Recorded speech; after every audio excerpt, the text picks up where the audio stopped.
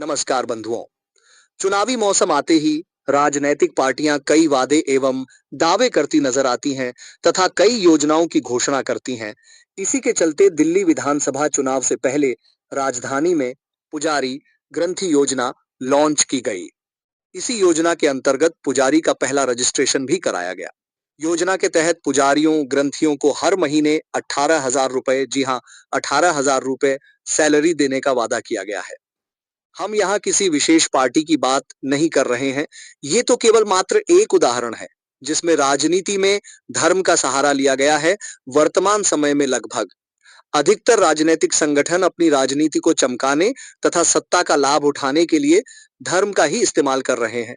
और ये आजकल इसीलिए आम हो गया क्योंकि जनता विकास के नाम पर धार्मिक वर्चस्व और धार्मिक स्थलों का निर्माण एवं विकास ही चाहती है। देश में धार्मिक माहौल के चलते लोगों के जहन में केवल एक ही मुद्दा घर कर गया है कि धर्म ही सर्वोपरि है, धर्म की सुरक्षा जरूरी है।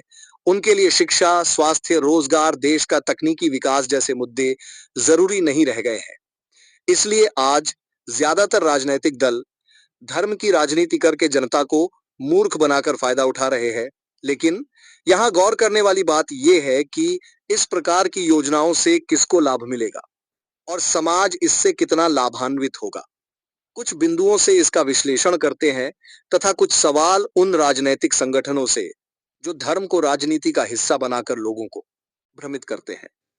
सर्वप्रथम तो ये प्रश्न उठता है कि मंदिर में बैठे पुजारी किस वर्ण एवं जाति के अंतर्गत आते हैं। उसमें से कितने पुजारी एससी, एसटी, ओबीसी वर्ग के हैं जिनको इस प्रकार की योजनाओं का लाभ मिलेगा। क्या ये केवल एक ही वर्ग विशेष के लोगों को आर्थिक रूप से मजबूत करने की योजना है, जो वर्ग पहले से ही सामाजिक एवं आर्थिक रूप से मजबूत है?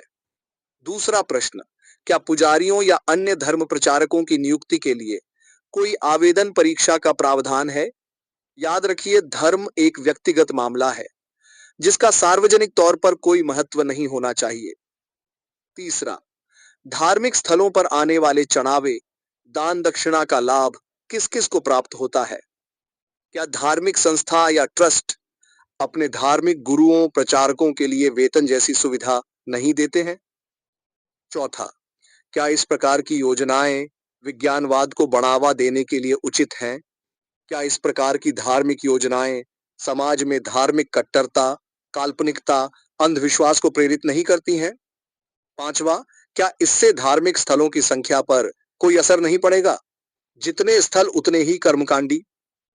छठा, धर्म अलग है और राजनीति अलग, तो कोई भी सरकार धार्मिक योजनाओं के स्थान पर विज्ञानवाद को मजबूत क्यों नहीं करती, जिससे पूरे देश का विकास एवं उन्नति हो और वर्तमान तथा आने वाली पीढ़ी का बौद्धिक विकास और अधिक हो।